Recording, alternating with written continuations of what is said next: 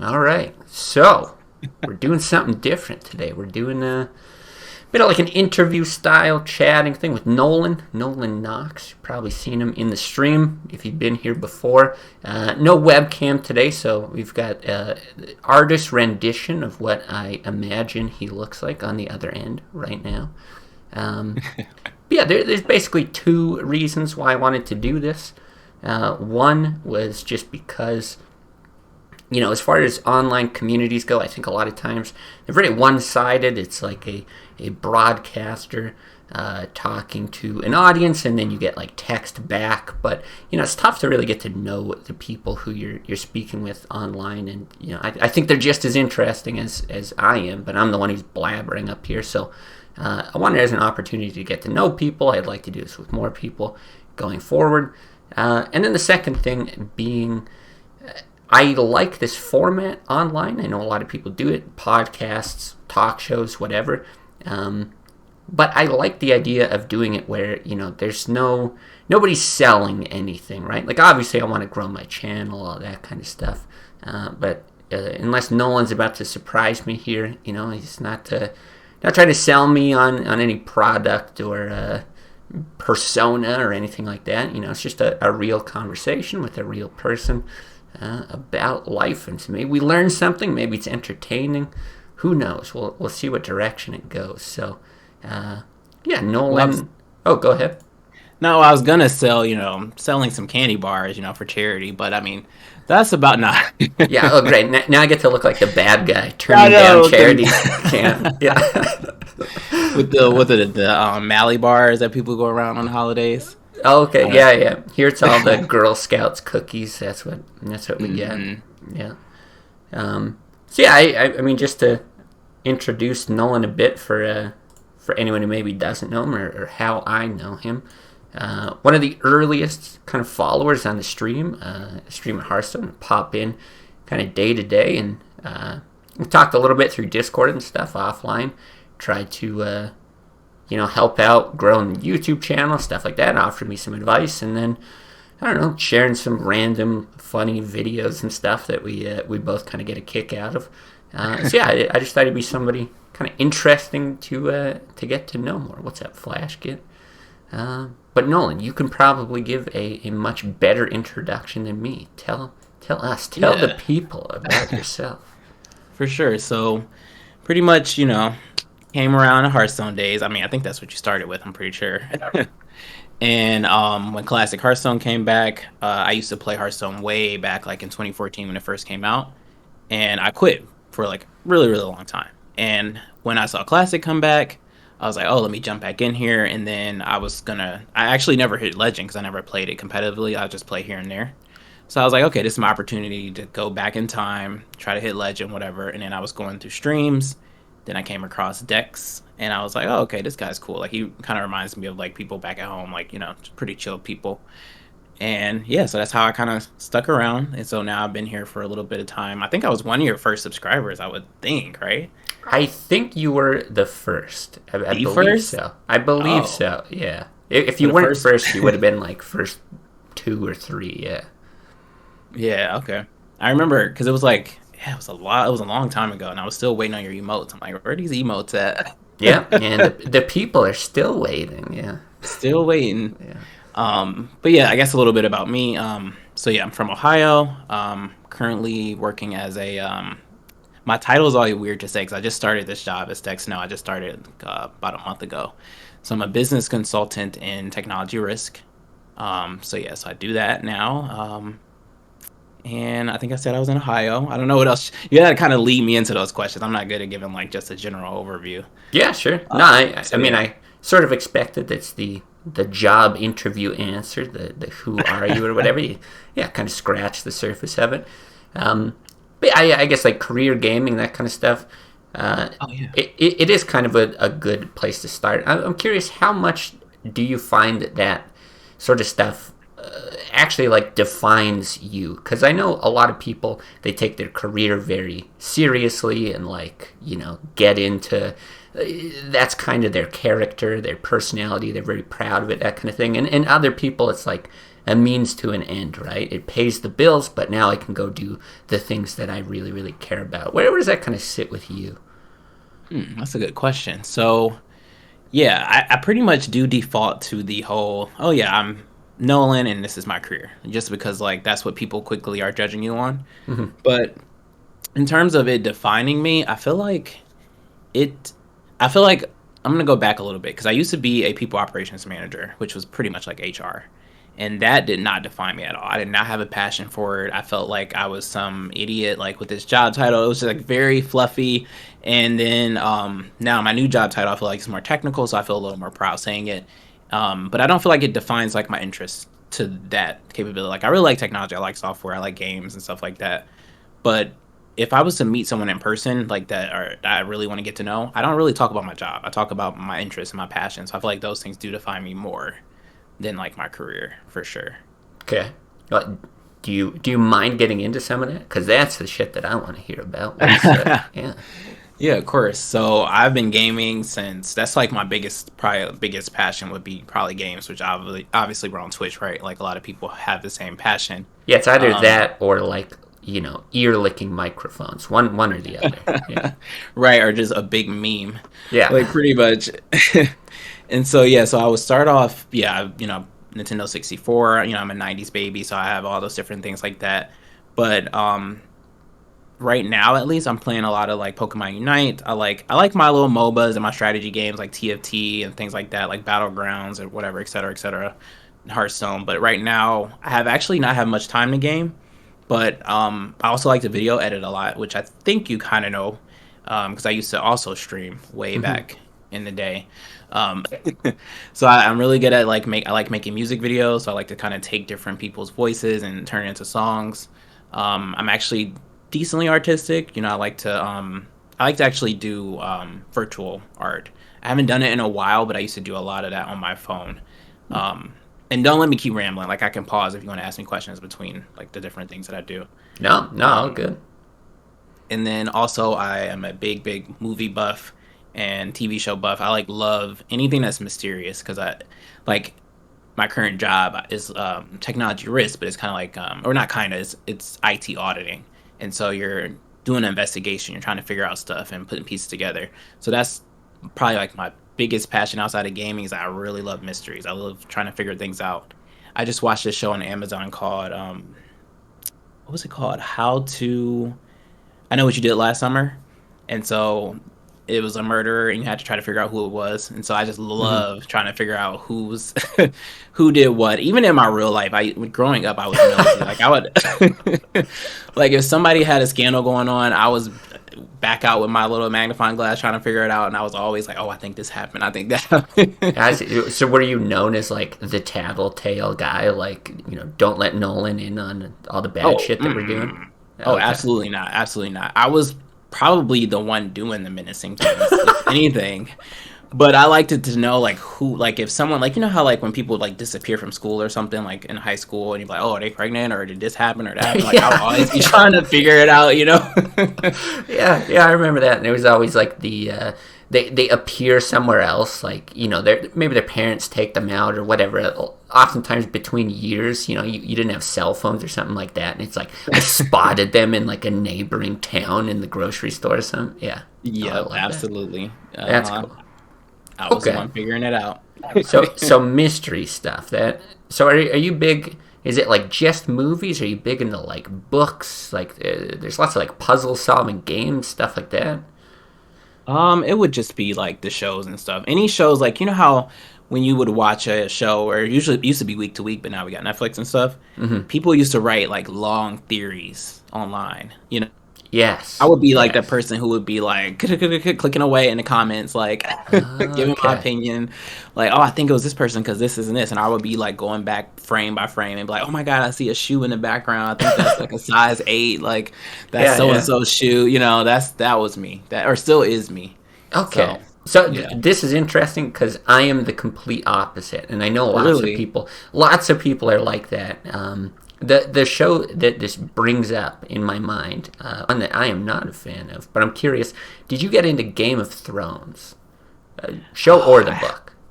I don't want to admit this, but I still have not gotten to Game of Thrones. People are gonna probably decimate me, but I haven't. Well, that's fine. I was about to shit talk it, but Oh, go ahead. yeah, yeah, because I get in these things, and I think it's just a good example of these types of like shows that do it. And maybe you've actually got some better examples of stuff that you've watched or whatever. But I have this huge problem with like modern.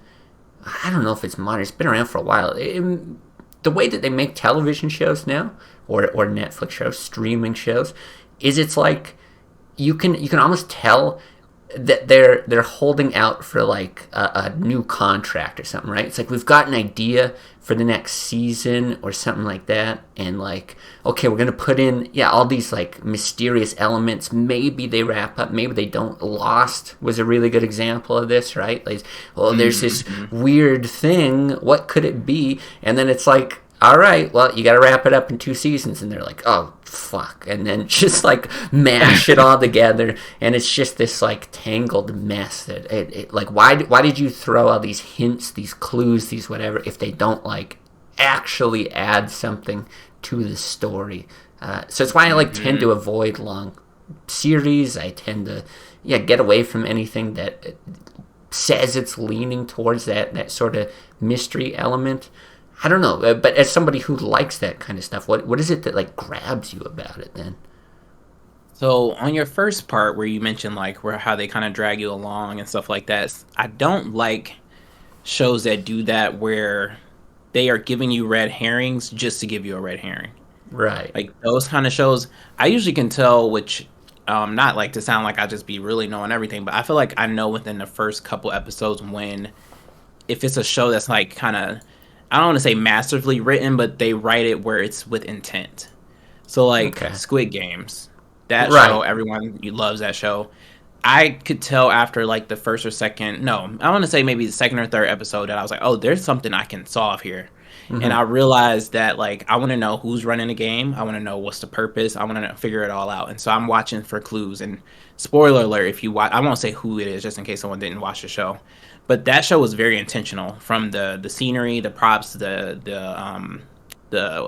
dialogue, the different, the way that they kind of move to different scenes and they show certain things, even when they're like looking through like paperwork. Like it was a scene where they were going through files and it was just like a file missing. Like if you were watching closely, you're picking up on that stuff. Those are the type of shows I like that are very intentional. But if it's like you said, then no. I usually can tell like some of the like teeny shows that are like with like in high school and they got mysteries going on, but for a fact like they're showing you this person that did something and they're like, oh, they must be the person. And everyone's online like they did it, and then they're like, oh no, but there's a twist. So it's like obviously you're not going to show us before the finale who the person is. So it's like as soon as they show that, you should know.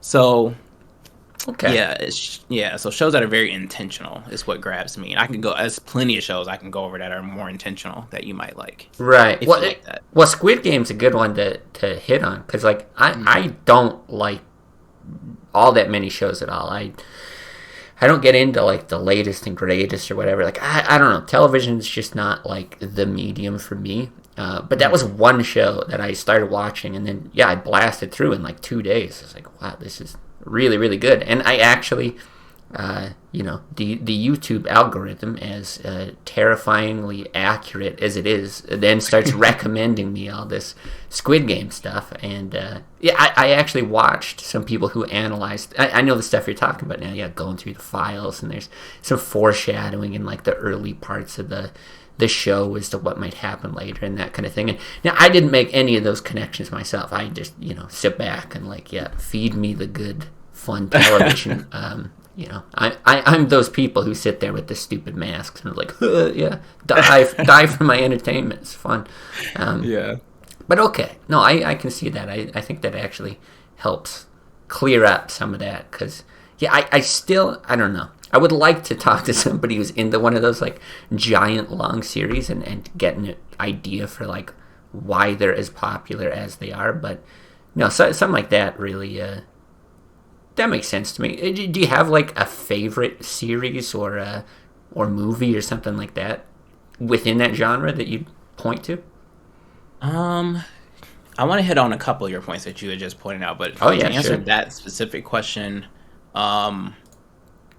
So there's slasher. This one is I wouldn't call like a great like one of my favorites. I'm gonna just say some of the ones I like because favorite it would take me a little bit because I'm very picky I guess when it comes to my favorites. Fair enough. And but like Control Z is one on Netflix that has a mystery you can figure out.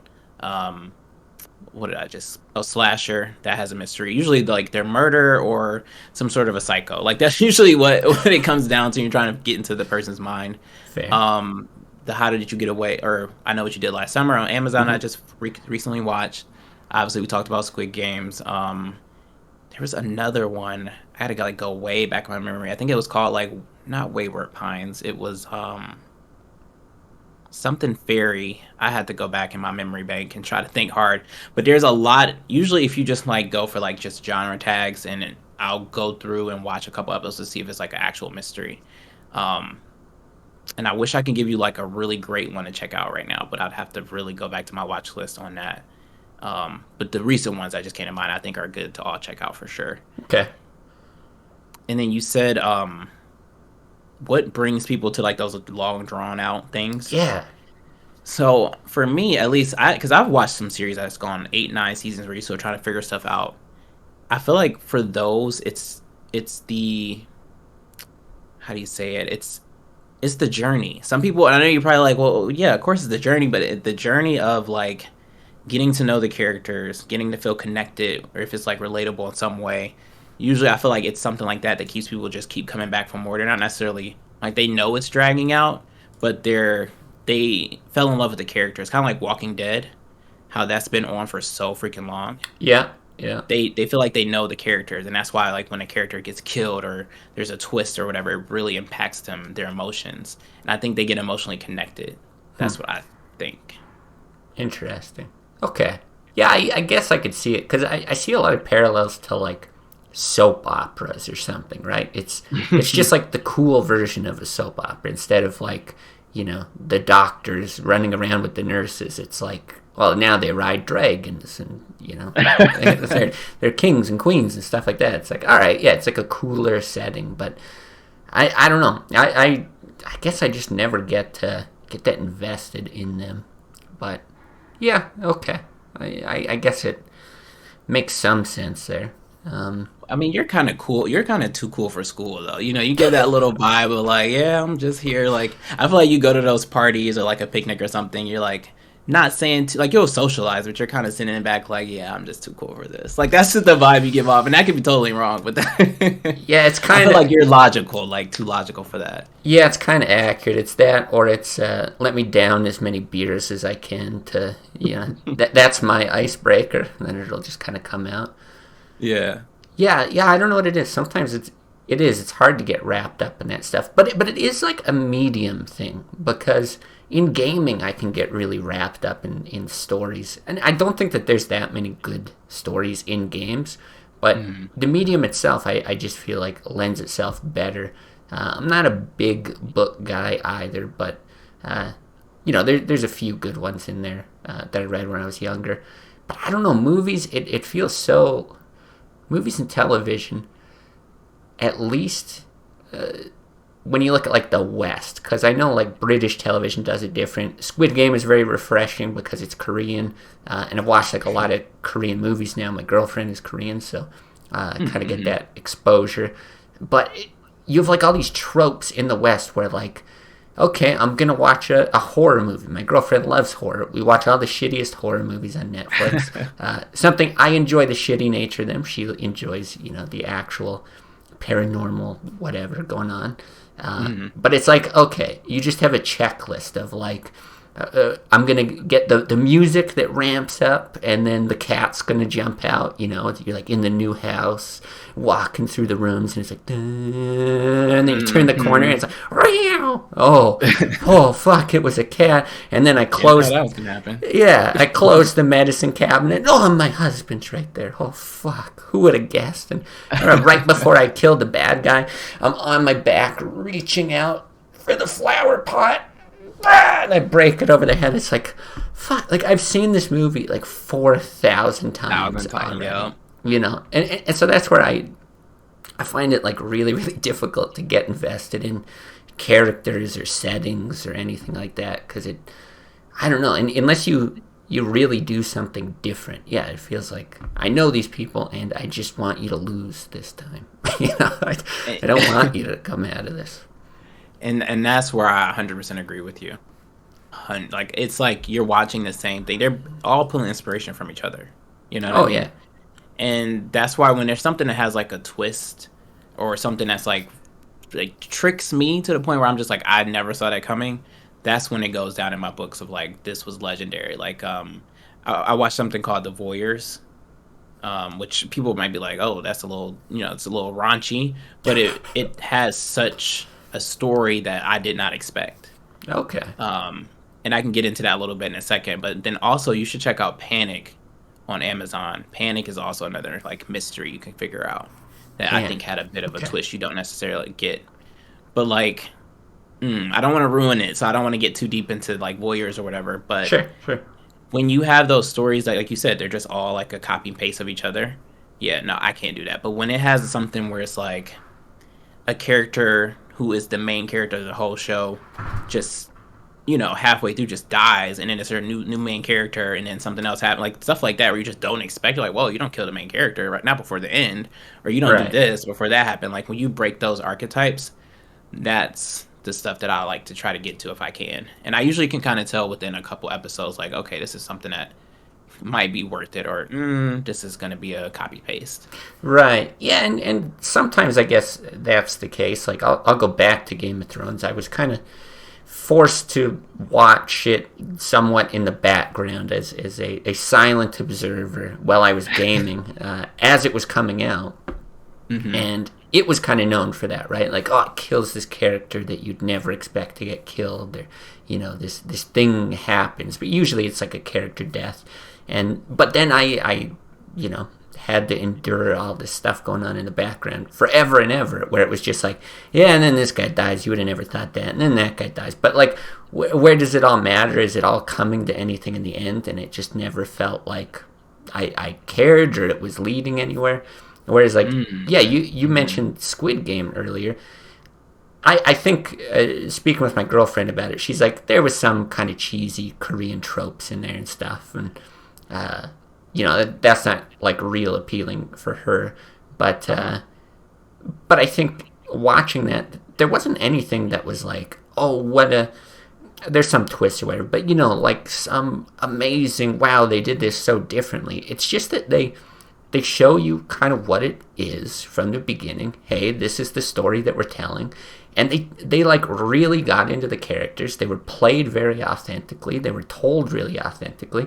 And even though, yeah, there's some mystery shrouding the whole thing and, a few maybe unexpected twists or something, it's just good storytelling. It's not, ripping pieces from this and that and have a Michael Bay explosion and then a M. Night Shyamalan twist at the end or something. It's like, no, it felt like somebody just had a really good story with real characters in mind and could sit down and tell that. And so, yeah, it's not even necessarily reinventing the wheel, I guess, that I like, but it feels like the person who wrote it did so with purpose, if that makes sense.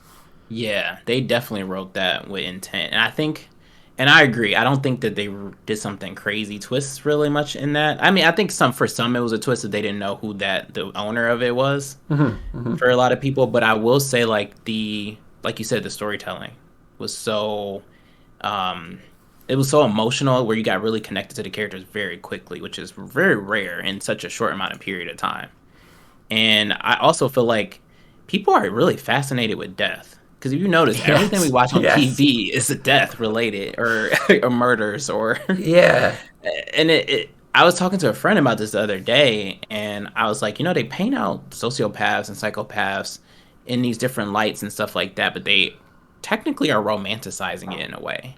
Like they're making you fall in love with these characters who are these killers and these things, and it's kind of like I think people are in love with their it's kind of like being able to escape where you can't, like, for example, say me and you are coworkers, right? I can't, like, if you piss me off, I can't just go and smack you upside your head. But on these shows, yeah, I hope not.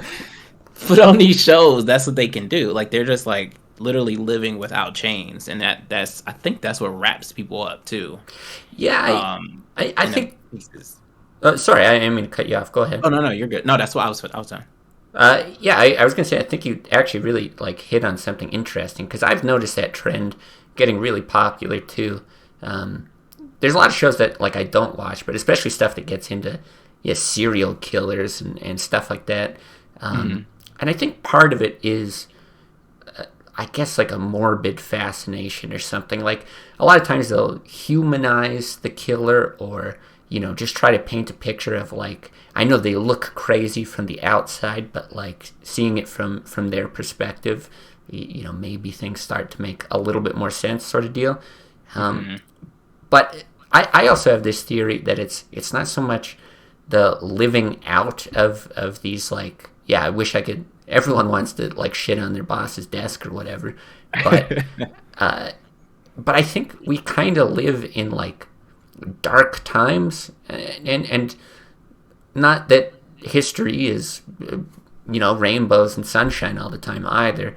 Um, but if you see like social media is kind of the expression of people's voice nowadays, and social media is like super dark. Like there's lots of like suicide jokes and like haha I'm so depressed I hate my life and like really popular whatever it is, hashtags or subreddits, a lot of things it's about like I hate having to work this much, my mental health is struggling, all that kind of stuff. And having that sort of communication, that outlet with everyone else, I think has really like shed a lot of light on how dark people kind of feel in their minds. And although that's not maybe linked to like serial killer kind of behavior, it's still a mind that's in a really dark place. So that's kind of where my head's been at, is why that stuff gets really popular. But maybe I'm just talking out my ass. No, I don't think you're talking out your ass. I think I think that that's really interesting. I didn't consider it that way before, but now that you say it, it does make a lot of sense. And I actually was just thinking about how the world is too sensitive now, in my Yes, opinion. yes, I And agree. when you take that turn of it, like it's too morbid, or they're laughing at suicide and stuff. I'm like, that's so true. Like there is like this giant world on the internet where people can say these raw thoughts because they're anonymous. And then you got the whole thing of like, oh, if you say some one little word, if, like for example, say you decided, well, I don't want to get touchy on the stream, so let's just say you said something that said something that offended you, Mm-hmm. that in my mind it wasn't offensive back in the day, but now it's like, oh, like you're gonna lose your sponsors, you're gonna lose your job, you're gonna get canceled, and it's Mm-hmm. just like, holy crap. um I get it, but it's very extreme. Oh So yeah, yeah, it's interesting that you painted that different perspective for me because it's true too. yeah. That's just sort of where I thought maybe it came from. There's more chatter about it, and I totally agree with the like oversensitivity of things. Like I want to always present like an authentic version of myself online. Like I said at Hmm. the start of this, I don't like when people kind of try to sell like a persona, or they try to stir up controversy or any of those kinds of things. But yeah, then I also feel like I have to be overly careful about like, ooh, I Hmm. shouldn't use that word because that's gonna gonna set a few people off, and it's a really weird balance of like the I do care to I don't want to offend anyone. I would never want to intentionally offend someone, and I always go back to the example of like the one versus everyone thing, right? If I'm at the bar having drinks and I throw out some word that they'd be offended by, you can't say retarded anymore, right? That's offensive. I Hmm. call something retarded. Ugh, why would you do that? And maybe it Right, you're personally, canceled. maybe it personally offends someone I'm out drinking with. If they were like, "Hey, can you like cut back on that for whatever reason?" I don't like that. It's like, sure, of course. Like I would always, my bad. That's my mistake. I crossed a boundary, that kind of thing. But then once you expand that to like everyone in the world, it's like, oh my god, I can't make sure that literally everyone is happy all the time. It's completely unrealistic that I would do it. And so, of course, there's certain things you can, yeah, cut out of your vocabulary, or you can kind of brush up on your knowledge of. But, like, I'm going to offend someone by doing something, that I'm being too masculine, and that's toxic. Or I don't know. I don't mean to do anything to be offensive, but sorry. Yeah. And, I think that what people lose or have lost in society sometimes is that a part of your charm is what people don't like about you. Which, and let me know if I'm losing you when I say that. No. But I think of like I watch this channel a lot on YouTube called Charisma Academy, and they talk about being your authentic self, and they do all these like exercises where they observe like maybe like an actor and like break down like scene by scene like why this person is charismatic in this way or whatever, things like that. Okay. And a lot of it will have to do, not in this specific YouTube channel, but a lot of it has to do with if, for example, me and you're having a conversation and you're like, oh, I like Pop-Tarts. I'm like, oh, I like Pop-Tarts too. You're like, oh, I like this. And I'm just constantly liking the same things you like. Mm-hmm. You're going to wonder, like, is that authentic? Like, am I going to get to know this person? Versus if I'm like, oh, I don't like Game of Thrones, but you love it. Like, yeah, we might argue or have a little bit of a spat about it, but then you get to know I'm trustworthy. You get to know, like, I am a person. Like, you know what I mean? You get to know the real side of that person. Yeah. Their likes and dislikes. And I feel like that bonds you to a person more, and also your vulnerability. Like, if you're just acting like you're perfect and nothing phases you at all times, you're not relatable. You're not human. Mm-hmm. Mm-hmm. You're not going to connect. I think that actually touches on such a great point, which is, yeah, the idea that by assuming or by being offended or whatever by all these different things, these little things, you have to assume that the expectation is that everyone is perfect in every way, which is just insane to me, right? You can never say anything that's wrong, you can never whatever. And it's like, have you never learned in your life? Like were you not like uneducated in some sense and then became educated later? You learned, math. Like, fuck, everyone goes through that kind of stuff. So, yeah, no, I totally agree. I think it makes you human. And then I think, I actually remember we talked about this a little bit on one of these divinity streams I had way back when, which is like, if somebody does do something that would offend you or you think is like, ooh, hey, you might be crossing a line or something, I don't think that the response should be that, yeah, cancel them, get them fired, I hate this person, whatever. Yeah. The response should be like, all right, let's learn together, or like, let me teach you, or let me tell you why I think that that's not correct, because, yeah, ultimately, don't we then want that person to grow instead of just, like, shaming them and thinking that they're the worst person on earth now? It's strange. I totally agree. I love to hear other people's perspective, especially when it's different. If we're all the same, I'm bored. Yeah. I get bored very quickly. And I think on top of that whole, like, how you're saying, like, you have to be a perfect person and not offend anybody.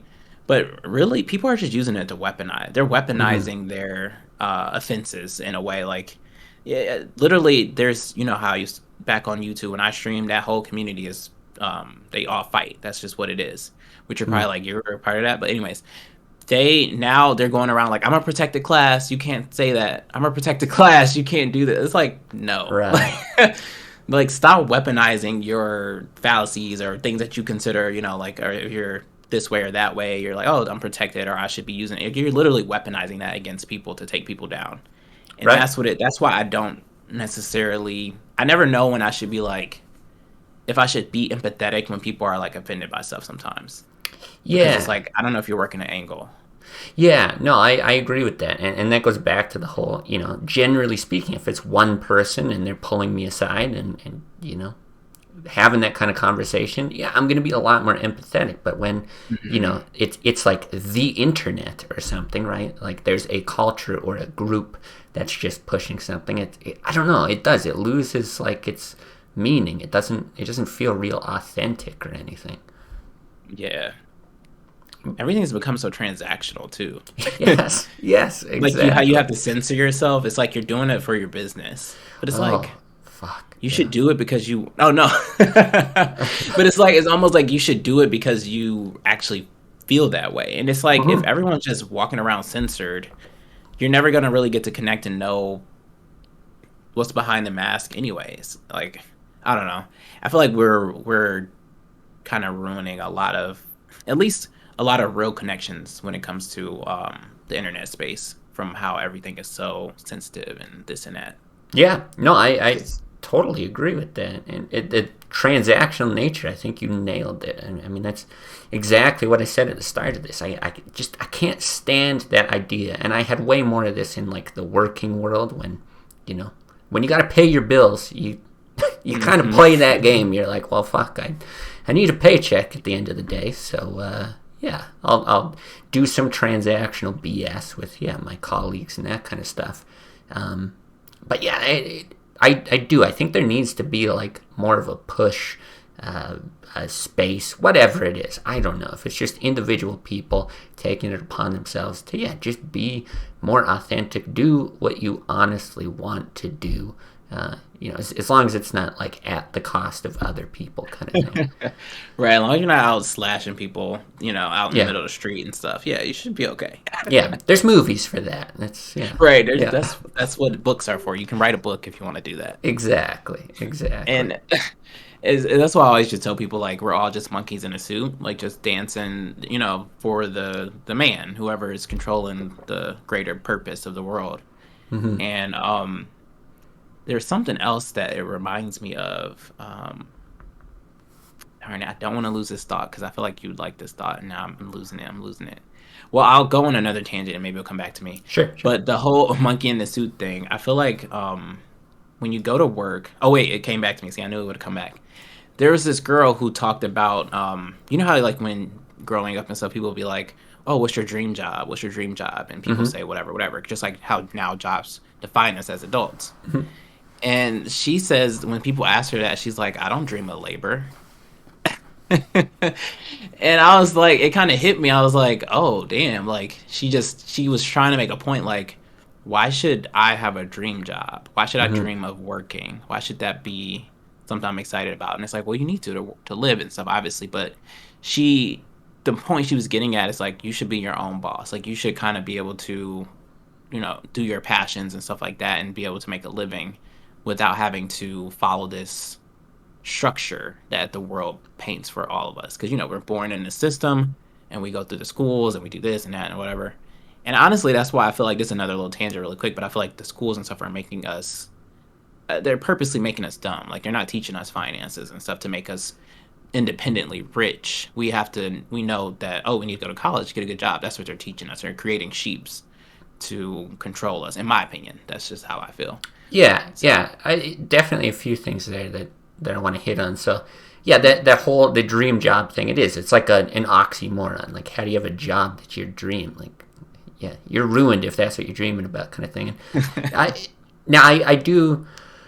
I will say it's like a weird thing because again, it goes to that another thing I'm sure we've all experienced, which is the if you won the lottery tomorrow type deal. What would you do? And Mhm. I know a lot of people who've well, I don't like personally know a ton of people, but I know some who've made that money early in life, right? And it's like, okay, you got the opportunity to do whatever, and they're like, just sitting here doing nothing. It's like, that's not doing it for me. I still got to have some sort of like passion or motivation to challenge myself and do something. And it could be something as simple as just like, it's my family. I want to raise kids and be a good father or mother or whatever it is. And that's totally cool. That works for some people. For other people, they have to be more entrepreneurial or achieve something in life, get some recognition. So I do think that there's something like, it at least feels like for pretty much everyone, there's something like wired into you that wants you to like work and push harder and whatever. But I'm not sure. I'm not convinced it's a 40-hour work week that where you can start having fun when you're like 65 and about to I die. know. Yeah. Yeah. Well, you can be like the Squid Games guy and create the games. That's why he did it, because they had too much money and they're bored. And they're like, let's just make people kill each other in a game. Yeah, I don't know. The characters I identified with the most in that show, I was like, if I was one of those 100 people, I'm like, yeah, I would do this. I would totally do this. Yeah, it's sometimes how it feels. I've always wanted to be in a real life Hunger Games, but that's another story. But anyway, Yeah, yeah, Hungry, similar thing, similar thing. except where people don't die, of course. But yes. Right, right, and I win. Yeah. No, there was another thing in there that you said. Oh, the schooling stuff. I think there's something really interesting about that, because Mm-hmm. there's a lot of like dissent, I think, towards, yeah, whatever you want to call it, the man, the establishment, all that kind of stuff. And like I went through university. I did not enjoy it. I did not think it was valuable for computer science. Something that, it's got a job at the end of it. You get that piece of paper. Someone's going to give you a job, and it's well paying. It's like, if you're going to go to school for anything, you're going to grow up to be anything. Like I would actually recommend being a programmer. And even still, at the end of all that, I'm like, yeah, they didn't really teach me what I needed to know in school. The life lessons that I've learned that have been valuable, they're certainly not in school. Mm-hmm. You talked about money. Yeah, they're not teaching you how to manage yourself financially. They don't care about nutrition and exercise. Like phys ed class was always a joke for us. That stuff doesn't matter. Taxes. I've heard that thing. Like, why doesn't the government just, if they know how much I owe, why don't they just send me a piece of paper that says how much I owe and bill me for it? And it's like, well, they make it complicated because rich people and big companies want a way to get around those things, and those are the people, right, with their hands in the pockets of the politicians to make the laws the way that they are. And then you run into this weird competition thing, right? People that like tax the billionaires and these big companies, and like I agree with that. Don't get me wrong, but you do run into this weird thing where like now everything's so international that countries have to like compete with their taxation systems to keep businesses wanting to be there. But what are you really creating with that? You're creating this like really messed up capitalist society. So I think it's very like muddled. Like I know you said the people they're kind of keeping people as sheep or whatever, turning out sheep. It's like I sort of think that there's an element to that, but I think it's almost just like they're just really, really self-serving people, and that's the product of it. Is me and you are the product of it, and it feels like we're all the same. And so maybe you say sheep or whatever, but it's like I don't even think it's that intentional. I think they're just like, I like money, let's keep doing that. Yeah. See, whenever I think of those kind of things, the reason why I say sheep is because I try to get to the root. And when I say the root, I try to go all the way back to the beginning of time, and I try to think of it that way and then go forward versus to think of how it is now, because it is complex. Like how you said, you go to the taxes and then to the people lobbying and blah, blah, blah. You can go on and on and on because there's so many systems and processes and all that kind of stuff. But if you go back to the very beginning and you think about who was running the villages and stuff like that, it was the people that were educated, aka the church. They knew how to read. They knew how to create things, and I'm not going to go into religion. I'm just saying, like, they created a structure, they created a beliefs and morality and all these kind of things to control the people. Because just imagine if you're in a town where, there was no law, there was no this, no that. People can just slice your throat at any time. They can just go into your house and take something because they wanted it. They could do whatever. Like, they had to create a structure system, the intelligent people, whoever was the smartest people at the time, in order to keep control, in order to keep people in line. And I believe that's when they created some sort of like, oh, if you do something bad, you're going to get struck down. You're going to go to this place, this, hell or this, that, and a third. And I feel like that's where it started. And then it just started getting bigger and bigger and bigger. And the people that were the smarter people that actually could read and they actually could do these things just kept rising and rising. They passing it down the family, and then we as people got bigger. Because just imagine if like all of us, if you go like, just think there's only 10 people in the world right now. We're all starting at the same spot and we all have equal intelligence. Think about one person that's like, hey guys, I'm going to be the leader now. We're going to do this. All those other 9 people are going to be like, what the hell? Like, no, I want to be leader. No, I want to be like, they're all equally intelligent. Someone's got to be like, no. So there's got to be a natural selection piece where someone's got to be the better one of the 10. Right. In order for it to work. That's where I get to the sheep thing. And I feel like this system was built to keep us in the system the way that it was intended from the beginning. Yeah, and I can see that. I think actually, like I really like that. You trace it back and you try to, how did we end up here or whatever. I actually see that whole, like, the advent of religion and, where all that came from, as far as laws and things like that. I think you can trace a lot of that back even further. Like, I think that was just another kind of launching point that got us closer to where we are now. I remember learning about this, I can't remember the philosophers' names. I had to take a lot of philosophy classes when I was younger. And there was this guy who was kind of like explaining why people work together, and along with that, why some people don't work together. And he gives this really, really basic example, and this is, it's kind of accurate but kind of simplified. It's like way back in the day, let's say gold is the thing that's valuable, right? Everyone, they want gold, and you trade gold for other stuff. So what would happen is everyone's running around with their bag of gold or whatever. They do exactly what you say. You just, hey, I want that guy's gold. I'm going to beat him up and take his gold. Well, great. But now you've got 2 bags of gold.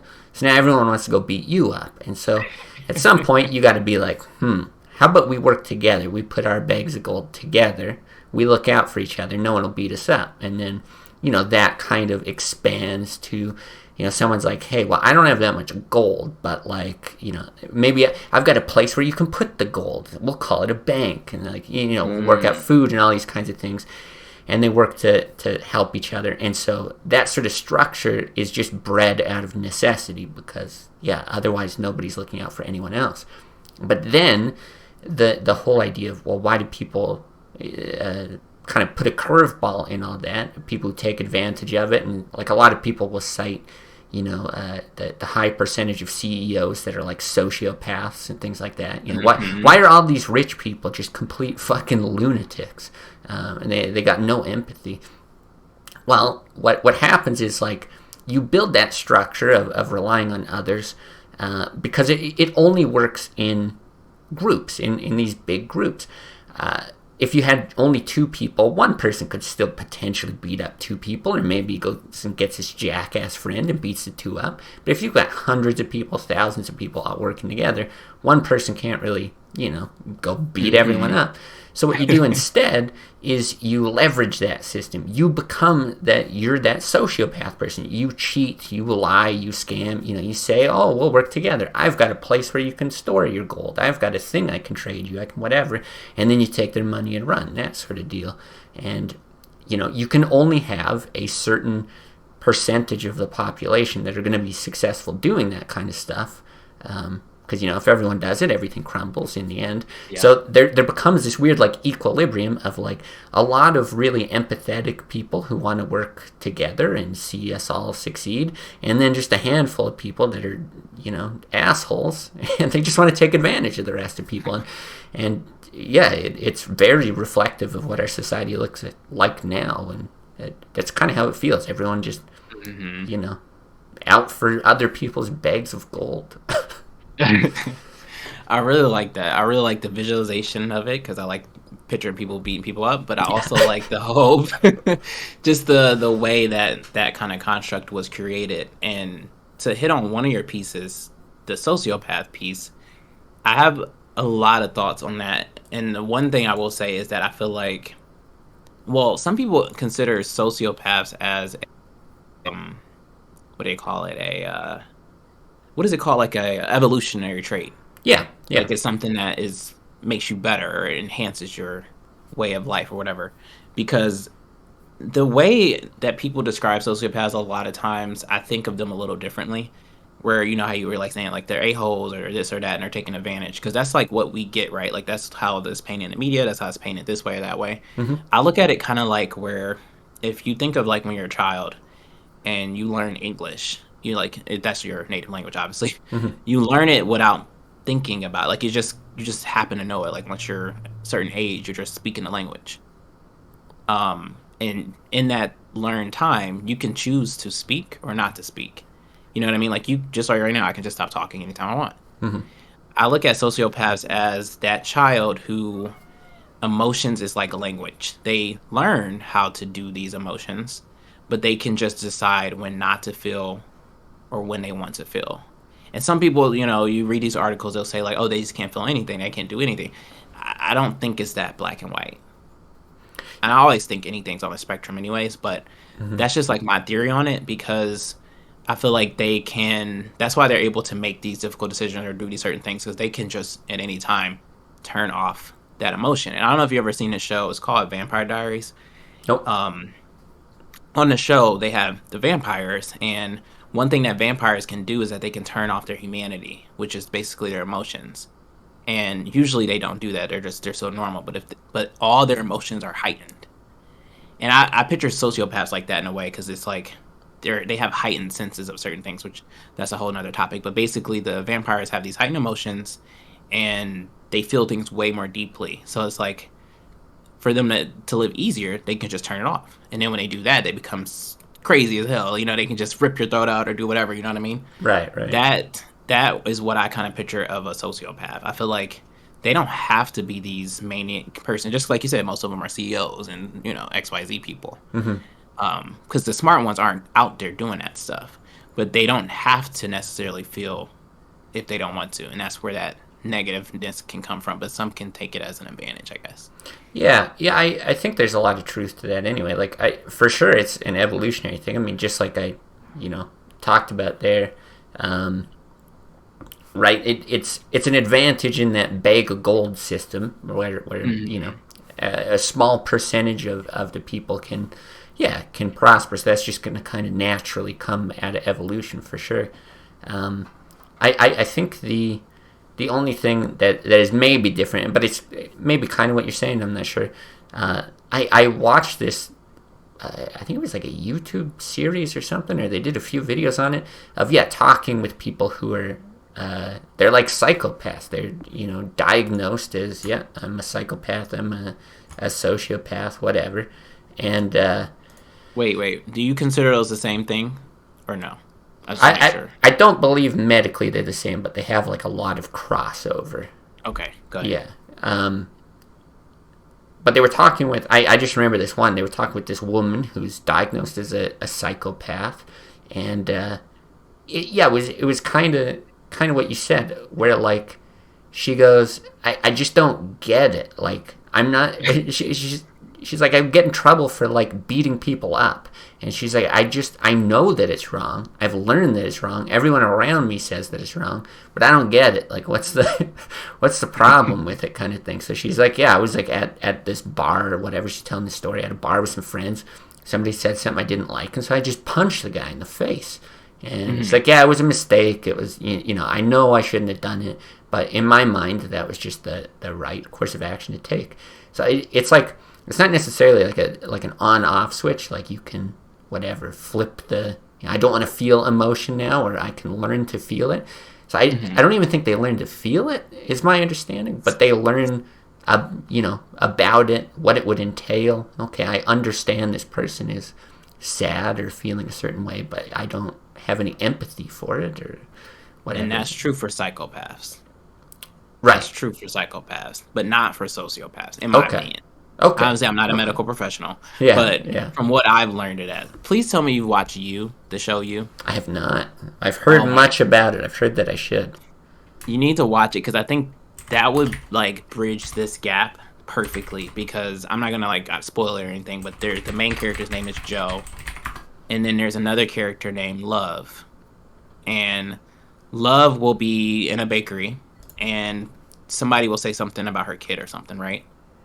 And they'll turn around, and the next thing you know, she's behind you with a baking pan, and she's smacking you upside your head, and she's putting you in a cage. Gotcha. That's a psychopath. Okay. Joe is way more meticulous. He's just like, okay, I'm going to put this in his drink, and it's going to make him swell up because of this, and I'm going to go do this, and then I'm going to kill him, and then I'm going to put him in here, and da da da da da. He's very meticulous, and he's specific with what he's doing, because he has a plan. But he's not just going around just beating people up and killing people, because he knows what's right and wrong. He even decided like not to kill anyone for a very long time, just because he knew, he was doing something was happening in his life that needed him not to do that. But the other character, on the other hand, is just like, like someone sneezes at her, oh, I'm about to kill you, bitch. Like she's like on your ass like immediately, you know? Right, And right. that is the difference. I feel like if you watch that, it's gonna take you a while before you get to these characters, but if you watched it, you'll be like, okay, I can see where he was getting at.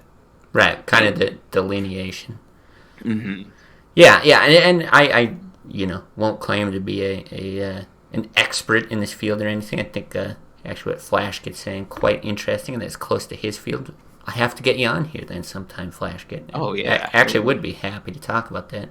Um, but yeah, it was just kind of something that stood out. Not even necessarily from sociopaths do this and psychopaths do this or whatever, but more just that kind of the black sheep kind of people of Mm-hmm. society or whatever.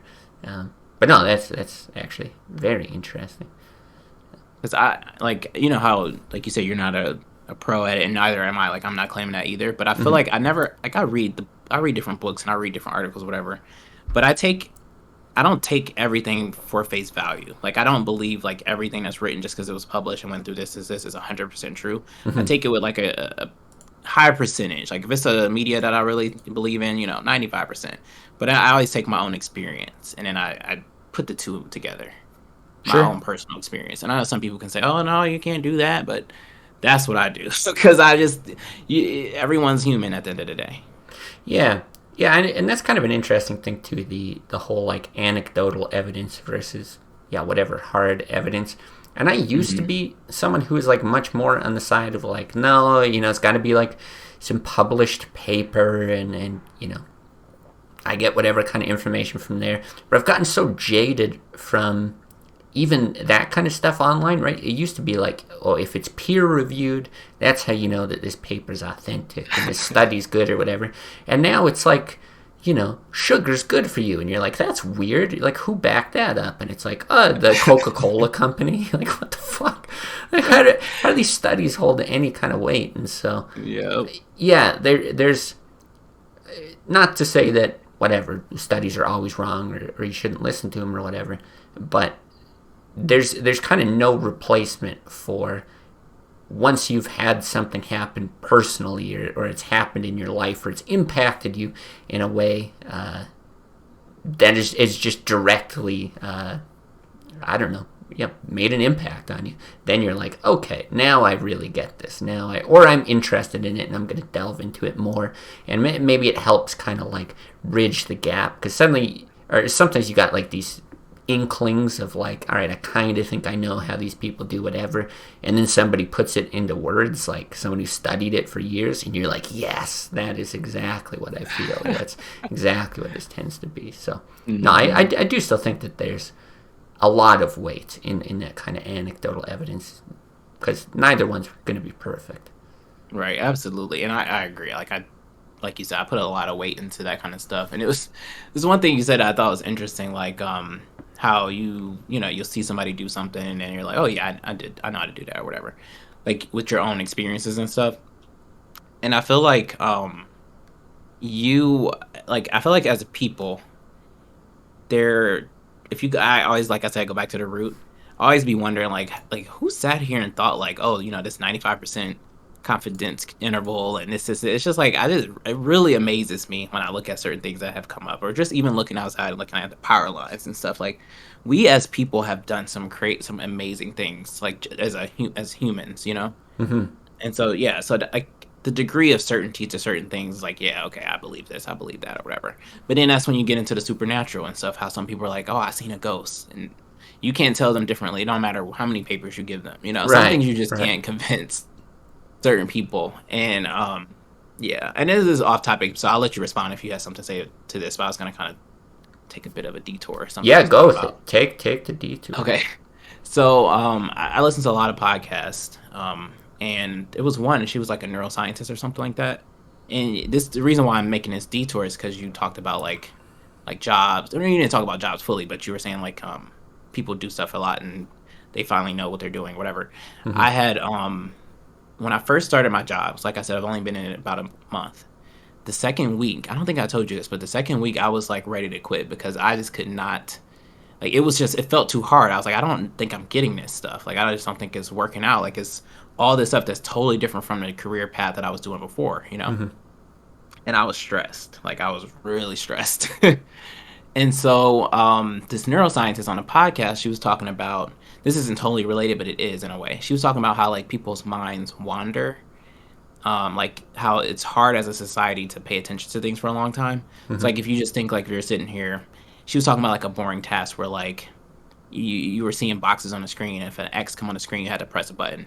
And if you had to do that for 15 minutes, eventually people were missing the X because they started to mind their wander. Their mind would wander, thinking of other things. Right.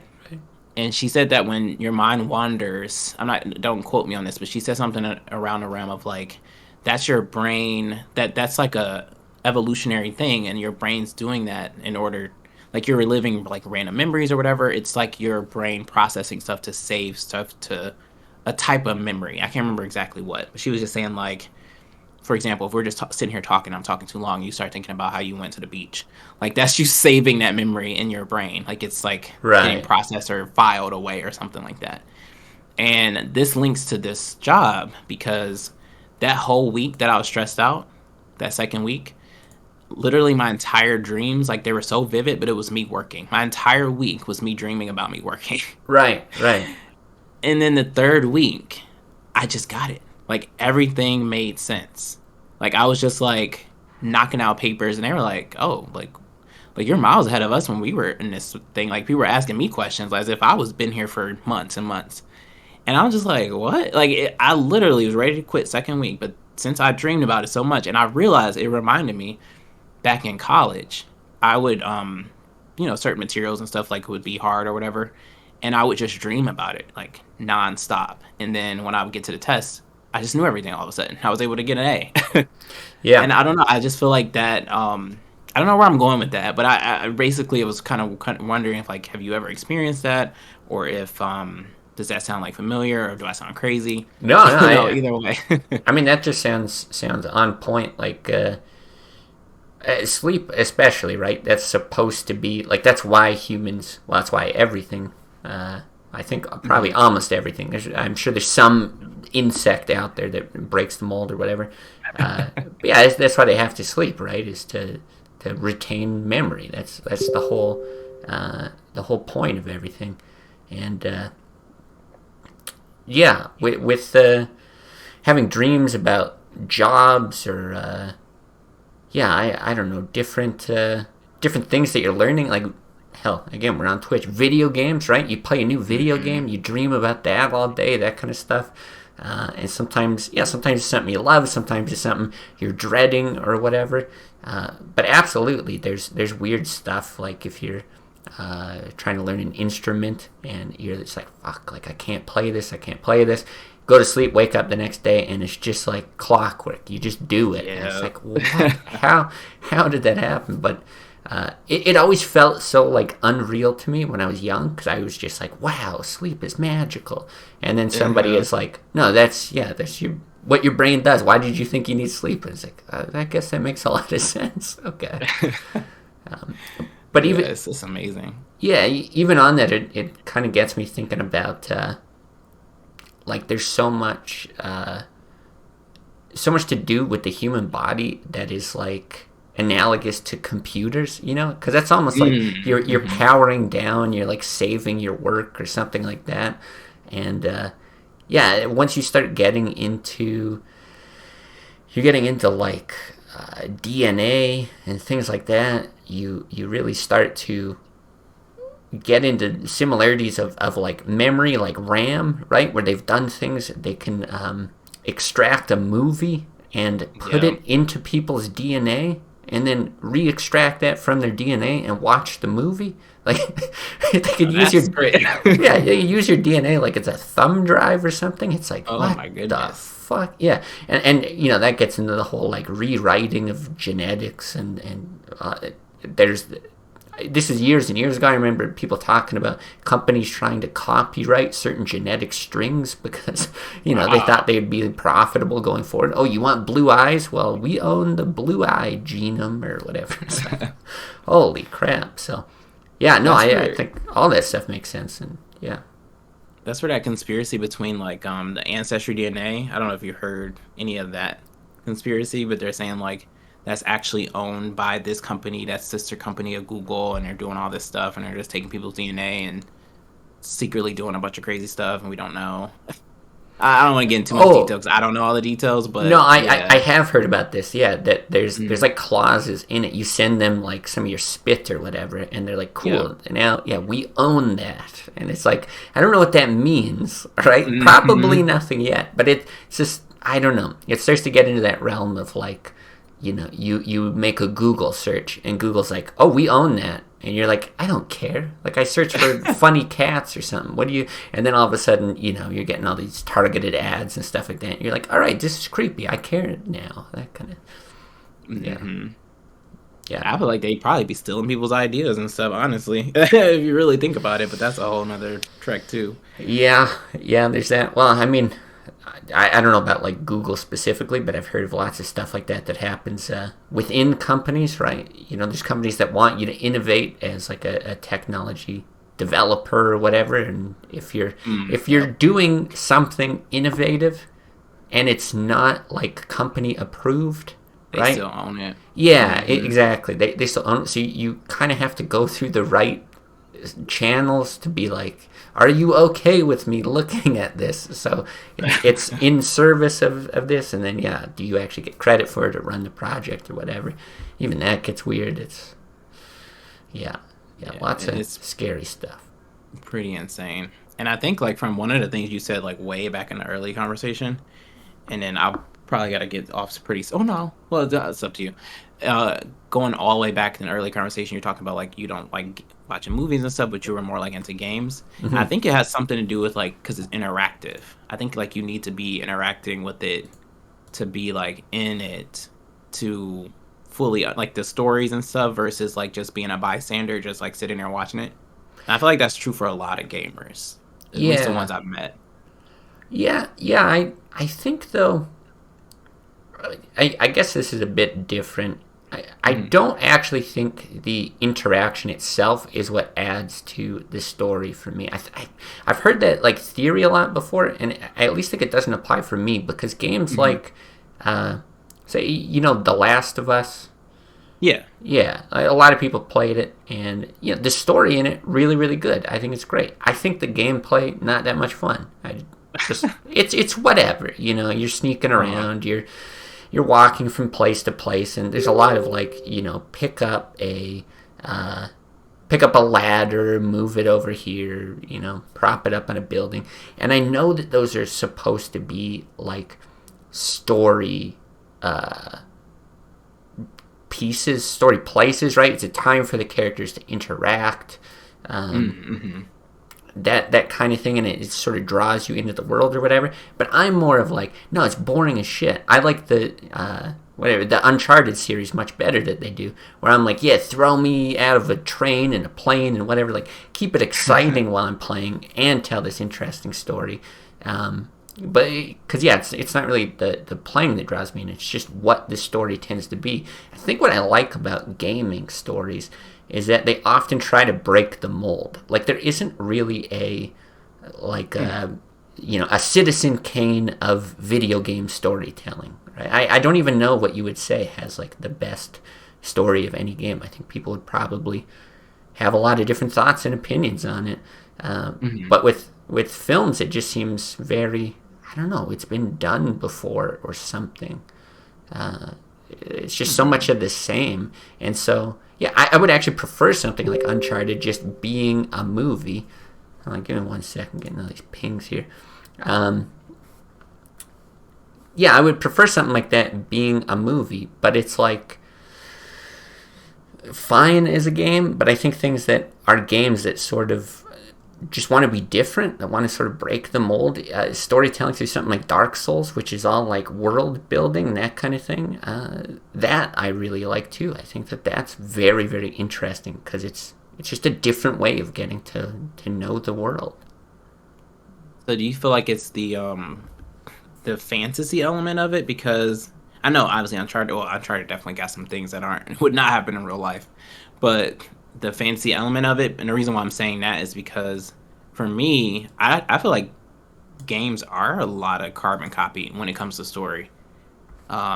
Just because like it's always that hero who didn't know they're really strong, or you're always like you're the strongest character in the game, and you're leading up to that. I'm thinking like JRPGs and stuff like that, Right, where right. some characters will sleep for 1,000 years, Right, or they you're the don't know chosen one. you're the Yeah, chosen one. Yeah, exactly, like yeah. that kind of stuff.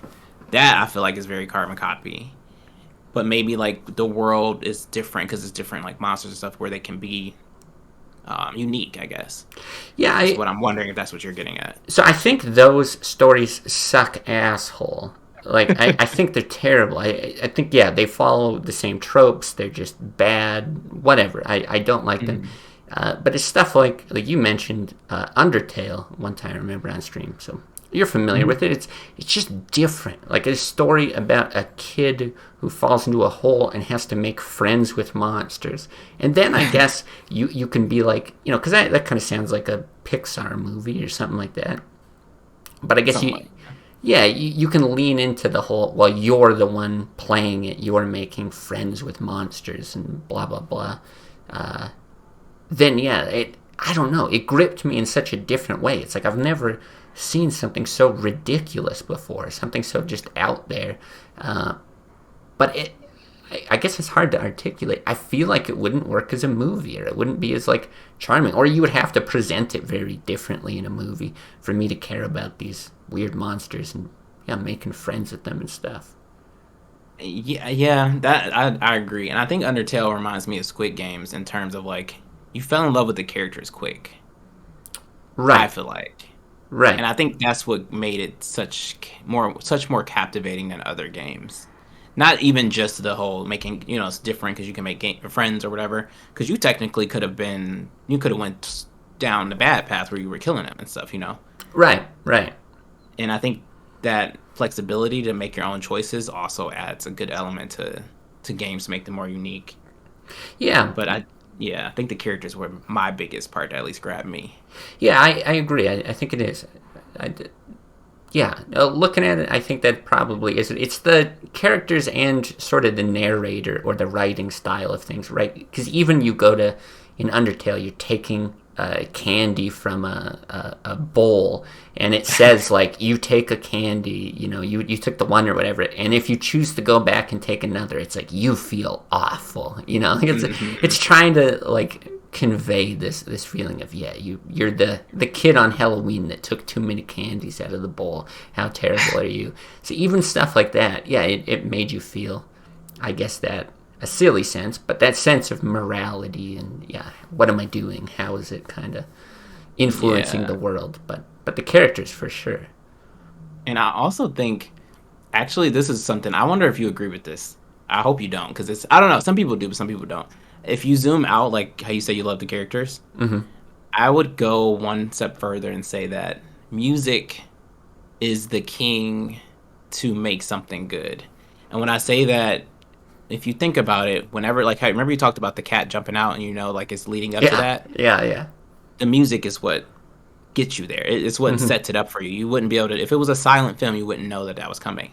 Right. And I think music controls emotions ultimately because we've been programmed that certain sounds make you feel certain ways. And that is like, if you think of any like legendary film, they have a legendary soundtrack a lot of the times.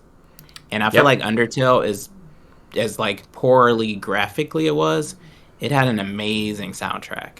Like they purposely, Yes. their intent was strong behind it. I feel like if you want to make anything really great, you should start. Now I don't know if you necessarily start with the soundtrack, but I think the soundtrack will be the king for I me. totally agree. I'm so glad actually somebody said this. I've been saying this for a long time. I think soundtracks are completely undervalued. I think games that do it very, very well have a lot of success from that. Like, yeah, Undertale was amazing, amazing soundtrack. Hmm. I'll go to a couple examples of. I'm a big RPG guy. I played both Divinity Original Sin 1 and 2 and Pillars of Eternity 1 and 2. And Hmm. they had a lot of comparisons, which one's better, which one's whatever. And I've had a falling out with a lot of RPG games because they're very much the same. It's that, if JRPG, you're the chosen one, you're whatever. If it's a Western RPG, it's not that much different. It's a little less over the top, but it's still just the same old bullshit. Oh, there's dwarves and elves, and you're the guy. Take the ring to wherever. But with like Pillars of Eternity, it's kind of like a spiritual successor to Baldur's Gate. And they did a lot of things graphically and musically and all that were like, hey, remember Baldur's Gate? And it's like, yeah, I played it. It's whatever. But Divinity was like, it was like this whole other experience I felt like they were delivering. And when the music hit, it felt new, it felt fresh, it felt like it was getting me into that world, into that mindset. And I still remember, it's like my favorite track on their OST, Divinity Original Sin 2, at the very end of Act 1. They've got all these like nice pieces of music, whatever, but you just fight this battle. It's with, the big bad guy at the time kind of thing. And when the music kicks in, it starts raining, whatever. Blew my mind. Like that moment is cemented as just like one of the greatest moments in gaming for me, because only that game in that moment with everything they did up to that point could have delivered that experience, and yeah, they did it through the music. And then I got my ass kicked and died, and it was like, oh shit, I gotta restart the fight. Whatever. But I still, every time I went into that fight, it was just like, it's the music that's selling me on this. It's so amazing. Like, I really wish I took like a music theory class or something where that went in depth of that stuff. Like, because it's really interesting to hear about. Because I'm pretty sure like you could probably engineer a song that could like make you also crazy. Like, I'm pretty sure like music you can do some crazy stuff with. Like, there was some random show I saw. It was a fictional piece, but they made a movie that made you everyone kill each other. Like, if you watch it, you start killing, like you go crazy. Okay. And it was because he had engineered this perfect like sound in it and the visual pieces that like manipulated your brain to do something. And I feel like you could probably do something like that, weirdly enough, with music. Not like where you're going crazy like that, but just to the fact where it influences you very heavily. Yeah. Because anytime sad pieces and stuff, like you said, like the thing that cements in your brain, it probably had like similar keystrokes and things like that from different things in your past that that's how you feel differently, and yada yada yada. And yeah, if you send that to me, I'll be interested to hear what that soundtrack piece is. Sure. Well. The only problem is I feel like you've got to play like 20 hours of the game for it to hit really, right. But I can still send you the song for sure. Yeah, no, and I think that's very true. Even I'm not like a huge music guy. I did some music stuff when I was younger, but right, like major and minor chords, that kind of thing. You can take like a song, like a typical progression of chords, and then you're like, let's just do it in a minor key now, and it's like, boom, it's sad. Like that, it just is. It just has to be sad kind of thing. So I think that's like a real simple, like anyone who studies music would know that kind of thing.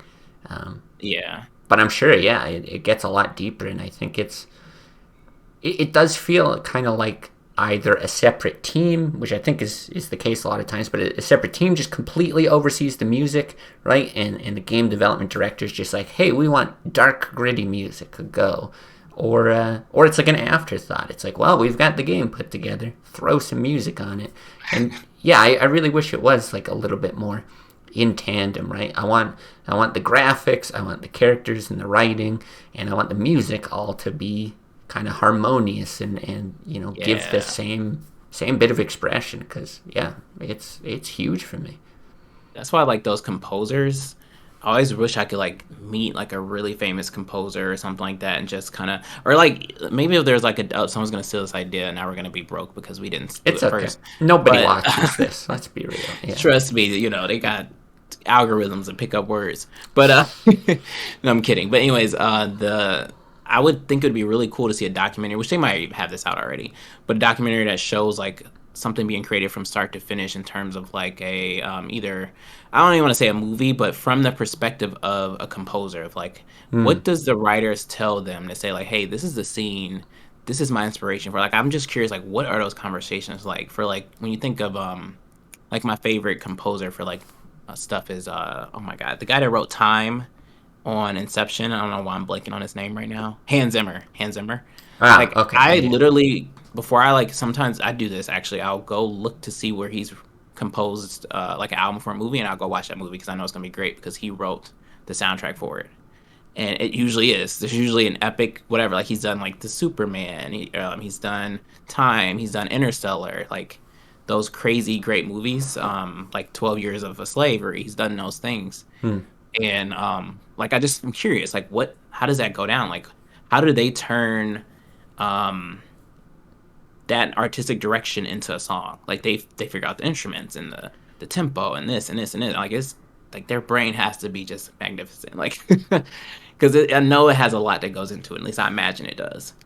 So Yeah, yeah. I actually like you saying that. I never even really thought about that particular idea, but no, you describing it, I'm like, shit. If that exists, I want to see it too. Then I'm fascinated by that kind of stuff.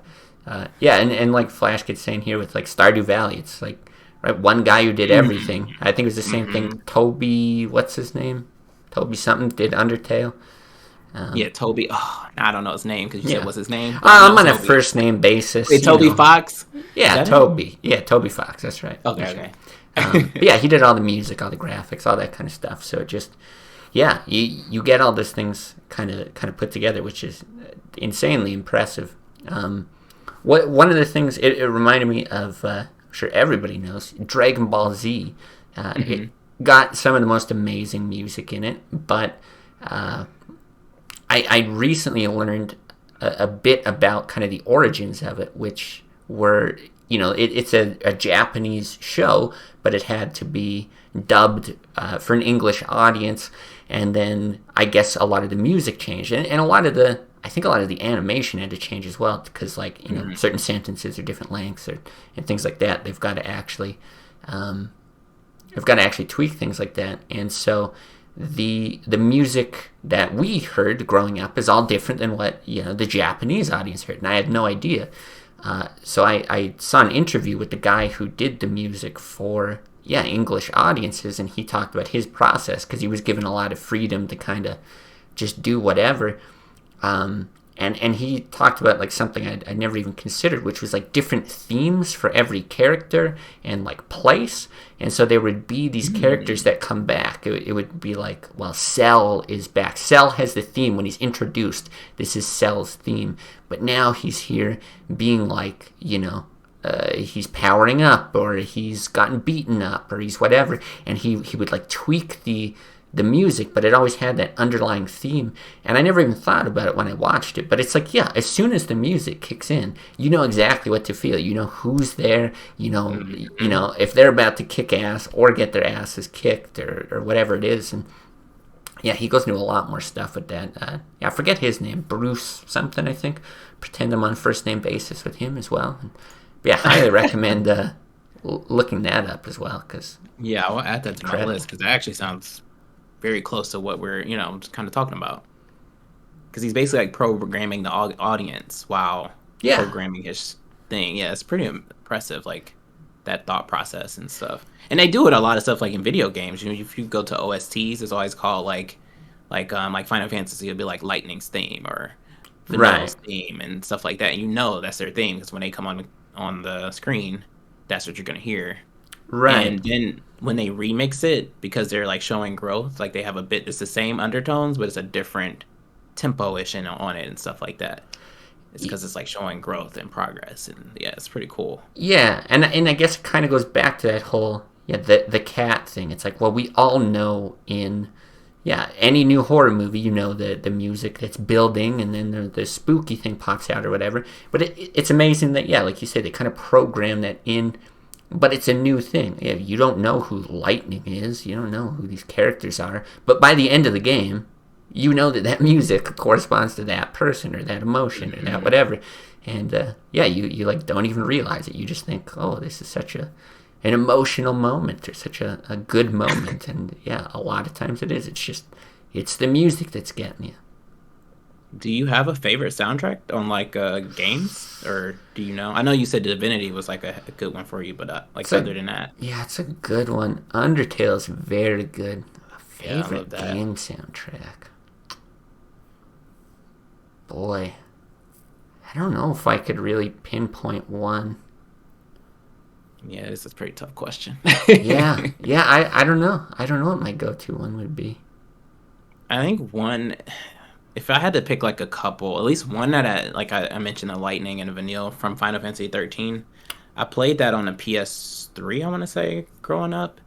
And I just remember that I went and downloaded that soundtrack because I felt like it was very good. And Hmm. that one stuck out to me very heavily. And I feel like if it didn't have such a great soundtrack, I wouldn't love that game as much as I do till this day. Because it was Right. such a good soundtrack. And then there's some like GBA ones that's like leaving me right now, and I don't know why. I think of like Golden Sun is like what's coming in my head for some Oh, odd reason, sure. but I don't think. Oh, you remember that? Yeah, Yeah. I played some Golden Sun. Hmm. Yeah, And a then lot it of was. the. Oh, go ahead. Oh no, go ahead, go ahead. I was gonna say a lot of the retro games for sure, like Secret of Mana. It's got a Secret banger Mana. soundtrack. Oh Hmm. my god. Super Mario RPG. I haven't Incredible. played that one. So good. Zelda has some decent one. I loved Ocarina of Time. I mean, everyone Yes. knows that. Everyone. I Yeah. mean, they still putting that in remixes today. Yeah. Like That's that's true. That's true. legendary. Yeah. Hmm. Yeah. No, lots of good ones, but yeah, hard to pinpoint a favorite. I think I'm like you when it comes to movies and stuff like that. Seems I don't know. I feel bad. I'm like leaving things out if I say yeah, this is I my know. one Yeah. go-to. Yeah, yeah. I'm very much that kind of person that I've got a flavor of the week or whatever. I'll listen to something just all day, every day for a span until I'm absolutely dead tired of it, and then yeah, come back Yeah. to it at a later time or something. I do the exact same thing. I've been like into like Spanish music randomly out of nowhere. Like I just be into just so much random stuff. And I wake up. I don't know. People say that this is not possible. At least as my friend said. I'll wake up hearing songs that I've never heard before. Or like I'll dream of it, but then I'll hear it as I'm waking up. Like I can still hear it. Oh And my I'll go god. write down the lyrics. Oh, what are you gonna say? You've had that too? Yeah, yeah. And Yeah. Hmm. to the point that it makes me so angry, like that I am in a dream and music is playing, and as I'm waking up I can kind of hear it, and then I go, oh my god, I thought of that. I'm like, I wrote that song, and then I can't remember it, and I'm like, you asshole brain, like you did something amazing. It's just like, oh, forget about it. Yeah. I know, and that's why I want to learn how to write or make music. I want to learn like piano. I think that's where I'm gonna start when I finally sign up for classes. But sometimes it'll be lyrics. I don't. That's why I was gonna ask. Like, do you hear lyrics too? Because I'll look up the lyrics and I cannot find like they don't I show up. I'm I like, is this a have. real Yeah. song? Yeah, Oh, I've you hear done lyrics too? Okay. lyrics, and I've had jokes as well. Hilarious jokes. And like maybe they're not actually funny again when I wake up, but in the dream I'm like, "Oh, how is this guy so funny? Oh my god." And then yeah, that first second when I wake up I'm like, "Wait, I'm so funny." And then it's like, how did the fuck? And yeah, I just Is it totally you spaced. singing? No, it's never me singing Okay, because it's never me either. I Okay. have the worst voice ever. It's always like yeah, some beautiful like angel, like whoever the hell it is. They're incredible at it, and then yeah, I completely lose it. I wish we could like they say you take the DNA out of it and put it in a thumb drive and just like, okay, here's that song I heard. Can you Yeah, sing yeah, that song for me? exactly. Record my Yeah. dreams. Of course, there's probably a lot of stuff I don't want to go through. It's like I dreamt Oh, about what? Yeah, right. skip Oh, over that. Lord. Skip over that. Yeah. Oh man. But yeah, no, this is a good conversation. I had some. This was good. It was a lot better. Not like I was expecting bad, but I just didn't know what it would be, what the questions were. This is fun. Yeah, yeah. Enjoyed it. I mean, like I said, I barely even like.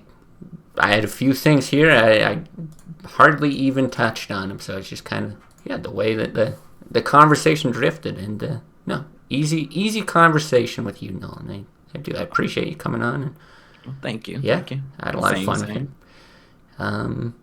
Yeah, I guess as a bit of an outro or whatever, it definitely. Well, I'm curious to hear other people's feedback, but it's definitely something I'd like to do with more people. Flashgate, you've said enough interesting things. I want to probe into your hypnosis and all this kind of stuff. Yeah, would love to have you on sometime, and just yeah, kind of shoot the shit. I'll draw you a nice picture if you don't want to hop up on webcam, but yeah. Other than that, just be back with the game and probably more Hearthstone in the next couple of days. Not sure when I'll do this again. If it's popular, probably sooner. If it's not, well, too bad. I enjoyed it. Probably do it in the next week or two, something like that. But yeah, finally, I guess just thanks again, Nolen. Absolute blast. Yeah. Anytime. Oh, perfect. I was going to say, worst case, if nobody else is around to do it, I'll just hit you up and yeah, maybe we do this again. Yeah, you should. I really feel like you should do. Even if you say like viewers don't necessarily want to do it or whatever, I feel like you'd make a good podcast. Like if you had like people come on and stuff like that, I feel like I definitely would tune in. Maybe. Like you said, it was easy to talk. It was not hard like how it is with some people. Yeah. I'm very good at just blabbering my mouth, which is nice. Yeah, I've thought about the podcast format before. I'm a little like hesitant just for the reason that like the things that make up a podcast. So like one, usually a schedule, and two, if there's any kinds of like segments or like news or anything. I don't know, just having like almost like a brand to it or something. It almost makes me not want to do it. Whereas this is so like freeform. It's like literally I just message you and go, hey, when you free, cool. You want to do this? You want to shoot the shit for a while? It's kind of the same thing, but I don't know. Well, maybe we'll see how it evolves. Maybe I completely flip my stance on it, but it's good to I get it. input. Formalizing stuff is hard. Yeah, it's not even that it's hard. It's just that I don't know. I feel like, again, I get feedback from other people, but I feel like part of the charm of this format, or the reason why I like it anyway, is that it's just, it lacks structure. I don't want structure. Yeah. Mm-hmm. But we'll see. Time will tell. Yeah, maybe one day, like if way down the line, maybe I would definitely, because I used to be on stream, I was on webcam, but like I'm kind of nervous with that community, the community I'm talking about. Yeah. I just don't want to be seen and then get doxxed and just because I was telling you some stuff I would never say on that community, like about just what I do and stuff. Okay. But, yeah. I mean, don't want to.